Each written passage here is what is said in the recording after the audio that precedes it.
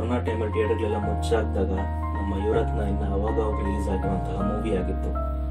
Unexpectedly ನಮ್ಮ Yuvarathna continue ಮಾಡೋಕ್ಕಾಗಲಿಲ್ಲ, because ಥಿಯೇಟರ್ಗಳೇ open ಇರಲಿಲ್ಲ. ಈ ಟೈಮ್ನ ಮಿಸ್ಯೂಸ್ ಮಾಡಿಕೊಂಡು ಅಡ್ವಾಂಟೇಜ್ ತಗೊಂಡು ತುಂಬಾ ಜನರು ಯುವರತ್ನ ಫ್ಲಾಪ್ ಆಗೋಯ್ತು. ಯುವರತ್ನ ಯಾರಿಗೂ ಇಷ್ಟ ಆಗ್ಲಿಲ್ಲ, ಕಂಟೆಂಟ್ ಇರಲಿಲ್ಲ, 2-3 ಪಂಚ್ ಡೈಲಾಗು 4-5 ಡ್ಯಾನ್ಸ್ ನಂಬರ್ ಬಿಟ್ಟು ಇನ್ನೇನಿರಲಿಲ್ಲ ಮೂವಿಯಲ್ಲಿ. ಅದಕ್ಕೆ ಕಲೆಕ್ಷನ್ಸ್ ಆಗಲಿಲ್ಲ. Collections, box office reports, box office trackers, ಅವ್ರನ್ನ ಇವ್ರನ್ನ ಅದನ್ನ ಇದನ್ನ ಎಲ್ಲ ಸೇರಿಸ್ಬಿಟ್ಟು ಸ್ಕ್ರೀನ್ ಶಾಟ್ಸ್ ಹಾಕ್ಬಿಟ್ಟು ಏನೇನೋ ಮಾತಾಡ್ಕೊಂಡ್ರು.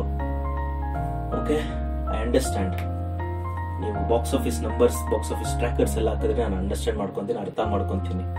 ಬಟ್ ಯುವರತ್ನ ನಿಜವಾಗ್ಲೂ ಒಂದು ಫ್ಲಾಪ್ ಆಗಿದ್ರೆ, ನಿಜವಾಗ್ಲೂ ಅಷ್ಟು ವೇಸ್ಟ್ ಮೂವಿ ಆಗಿದ್ರೆ, ಕೊರೋನಾ ಇವಾಗ ಸುಧಾರಿಸ್ಕೊಂತಾ ಇರೋ ಟೈಮಲ್ಲಿ, ಲಾಕ್ಡೌನ್ ಫ್ರೀ ಮಾಡ್ತಾ ಇರುವಂತಹ ಟೈಮಲ್ಲಿ ಇವತ್ತು ಮೈಸೂರಲ್ಲಿ 50% ಆಕ್ಯುಪೆನ್ಸಿಯಲ್ಲಿ ಮತ್ತೆ ಯಾಕೆ ರಿಲೀಸ್ ಆಗಿದ್ದೆ, ಇದನ್ನ ನೀವು ಕೇಳಕ್ಕೆ ಕಮೆಂಟ್ ಸೆಕ್ಷನ್ ಅಲ್ಲಿ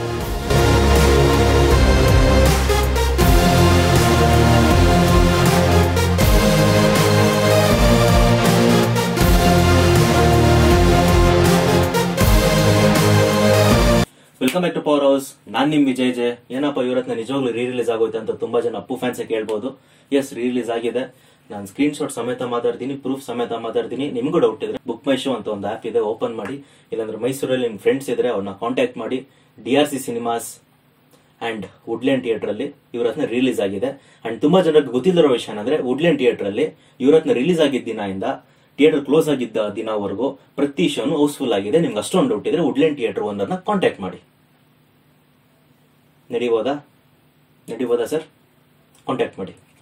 ಅಂಡ್ ತುಂಬಾ ಜನಕ್ಕೆ ಡೌಟ್ ಬರ್ತಾ ಇರ್ಬೋದು, ಅದ್ ಹೆಂಗ್ ಬ್ರೋ ಮತ್ತೆ ರಿಲೀಸ್ ಮಾಡ್ತಾ ಇದಾರೆ, ಅಕಸ್ಮಾತ್ ಏನಾದ್ರು ದುಡ್ಡು ಖರ್ಚು ಮಾಡ್ಬಿಟ್ಟು ಫೇಕ್ ಆಗಿ ರಿಲೀಸ್ ಮಾಡ್ತಾ ಇದ್ದೀರಾ, ಇಲ್ಲಾಂದ್ರೆ ಸುಮ್ನೆ ರೆಕಾರ್ಡ್ ಆಗಬೇಕು ಅಂತ ರಿಲೀಸ್ ಮಾಡ್ತಾ ಇದಾರಾ ಅಂತ ನೀವೇನ ಕೇಳಿದ್ರೆ, ಇಟ್ಸ್ ಕಂಪ್ಲೀಟ್ಲಿ ರಾಂಗ್. ನೀವು ತಪ್ಪು ತಿಳ್ಕೊಂಡಿದ್ದೀರಾ. ನಮ್ಮ ಅಪ್ಪು ಬಾಸ್ಗೆ ಮೈಸೂರಲ್ಲಿರೋ ಕ್ರೇಜ್, ಮೈಸೂರಲ್ಲಿರೋ ಅಲ್ಲಿರೋ fan base is just unmatchable. Yuvarathna ಒಂದೇ ಅಲ್ಲ, ನಮ್ಮ ರಾಜ್ಕುಮಾರ ಮಾಡಿರುವಂತಹ ರೆಕಾರ್ಡ್ಸ್ ಇವತ್ತಿಗೂ ಇನ್ನ ಹಂಗೆ ಉಳಿದಿದೆ.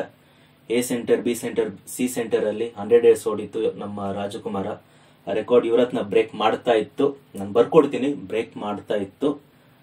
ಕೊರೋನಾ ಇಲ್ಲ ಅಂದಿದ್ರೆ, ಥಿಯೇಟರ್ಸ್ ಕ್ಲೋಸ್ ಮಾಡಿಲ್ಲ ಅಂದಿದ್ರೆ, 50% ಆಕ್ಯುಪೆನ್ಸಿ ಆಗಿಲ್ಲ ಅಂದಿದ್ರೆ.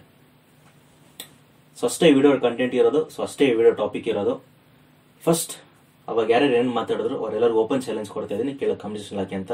ಇನ್ನೊಂದು, ನಾವೆಲ್ಲ ಅಪ್ಪು ಬಾಸ್ ಫ್ಯಾನ್ಸ್ ಮತ್ತೆ ಆಕ್ಟಿವ್ ಆಗಬೇಕು. ಬಿಕಾಸ್ ನನ್ಗೊತ್ತು ಯುವರತ್ನ ರಿಲೀಸ್ ಆದ್ಮೇಲೆ ಈ ತರ ಎಲ್ಲ ಆದಾಗ ತುಂಬಾ ಜನ ಅಪ್ಪು ಫ್ಯಾನ್ಸ್ ಬೇಜಾರು ಮಾಡ್ಕೊಂಡು ಕೆಲವರು ಇನ್ಆಕ್ಟಿವ್ ಹೊಟ್ಟೋದ್ರು, ಕೆಲವರು ಸೋಷಿಯಲ್ ಮೀಡಿಯಾನೇ ತೆಗೆದ್ಬಿಟ್ರು.